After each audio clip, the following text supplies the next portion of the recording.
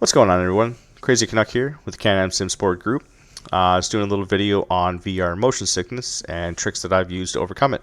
And hopefully these work for you too, and you can get out on track and have more fun while racing in VR. Just before we begin, just talk a little bit about VR and motion sickness, and then steps that I've used to kind of cure it for myself, I guess. VR is awesome for racing because you have stereoscopic vision.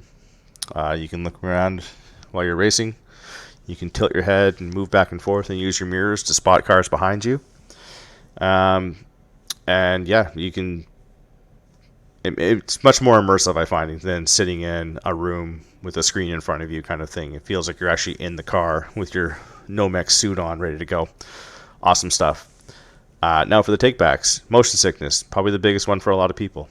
Your brain's getting conflicting information from your eyes and your ears, as well as your body, about what's going on outside. Am I actually moving? No or yes. Your eyes are saying, yeah, you're definitely moving, but your body's not being thrown into the back of your seat unless you're in a motion rig. In that case, you're kind of on your own. I can't speak to that part. Your ears also are a big one too. Your inner ear is going to have that load and say, wait a minute, you're not moving. Like, you shouldn't be experiencing the sensation right now. So what your brain does is try to sort it all out, is make you throw up. It thinks you've been poisoned, so it's going to make you puke. Things you can do to combat motion sickness is be hydrated is one of them. And another one is just exposure, right? So for this instance, we're going to do little step-by-step methods to get yourself kind of built up to full racing, and hopefully you're good to go. And anytime you feel like you're going to be sick, just stop. Don't try to push through it, because you will puke into your rig, and then you got to clean that up. And I'd feel bad for you if you had to. So what we're going to do is just start simple tasks here. We're just going to start and stop the car a bunch of times in a straight line while looking straight ahead. Your natural tendency in a real car obviously is to want to lean forward a little bit when you're hitting the accelerator and push back into your seat when you're hitting the brakes. Totally normal. You can totally do that in racing too, right? So lean ahead a little bit. That's fine. What you're doing right now, though, is telling your body that you're not actually moving and allowing it to kind of deal with that data. If you start feeling sick while doing this, stop. Get out of the car.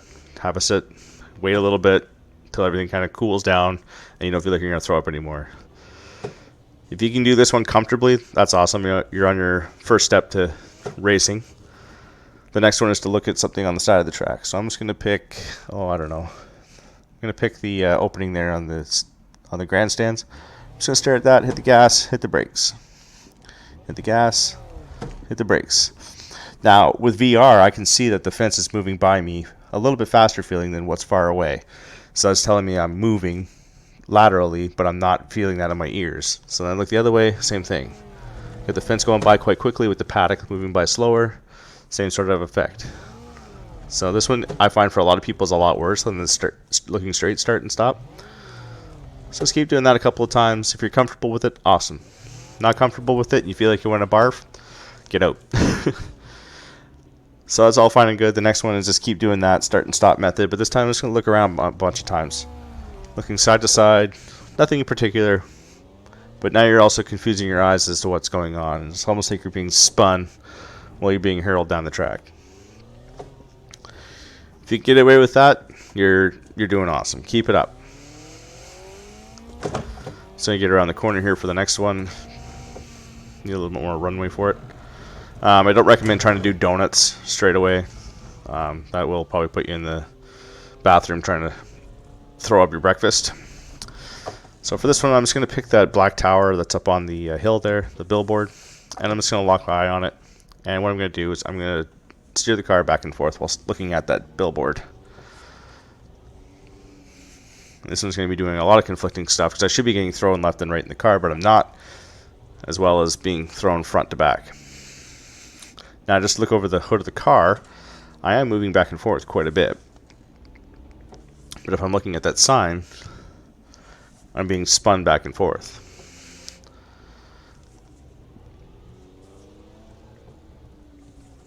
Just making sure I'm not going to drive off track at all here. That one's probably the worst one I found for me at the beginning, was being able to keep eyes on a landmark without taking them off to see where I'm going. Another one would just be stare at an item. So I'm going to stare at the tip of this crane while driving around the track and not crashing. This one isn't so much in racing because it doesn't make any sense to be staring up in the sky as you're going around track. But if you get into any sort of flying sims or anything like that, a lot of stuff, if you're doing VFR, you can be looking at a point of reference while you're making turns so that you know you're not slipping or falling out of your turns. But that one there I find can cause a lot of people a lot of headaches, especially like outside loop kind of things. But symptoms of motion sickness are definitely headache, nausea is the biggest one, obviously. Sweating, if you start sweating profusely for no reason, you may be on your way to getting motion sick. Just keep track of that sort of stuff. You can get a little fan and put it in front of you, blowing air on you. I find that one helps a lot with the touch sensation of moving around. If you want to go crazy, you can get those sim hub driven wind simulators that actually blow faster as you're moving faster. Really cool. But yeah, hopefully this helps you with the motion sickness in VR, and you guys can enjoy it a little bit more. And I'll see you on track.